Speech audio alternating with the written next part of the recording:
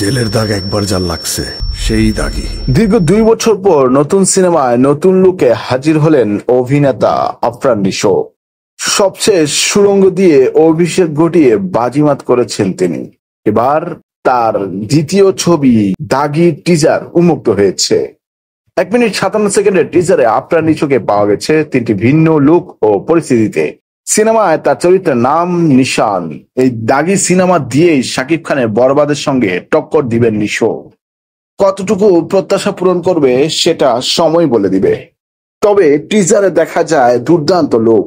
এরই মাঝে প্রশংসা কুড়াচ্ছে তার টিজার।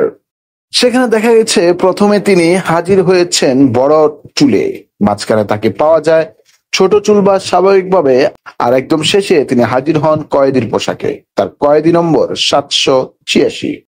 টিজারে নিশো ছাড়াও দেখা গেছে তমা মির্জা, সোনেরা বিনতে কামাল, শহীদুজ্জামান সেলিমকেও। আপনার নিশো জানেন ভবিষ্যতে কি হতে যাচ্ছে। টিজারটি তার ইঙ্গিত দিয়েছে মাত্র। এই সিনেমার প্রতিটি প্রেমে গভীর অর্থ লুকিয়ে আছে। দাগি এমন এক গল্প যা ভাগ্য এবং পরিণতি নিয়ে দর্শকদের মধ্যে প্রশ্ন তুলবে। আসন্ন ঈদ উল ফিতরে মুক্তি পেতে যাচ্ছে এই সিনেমা।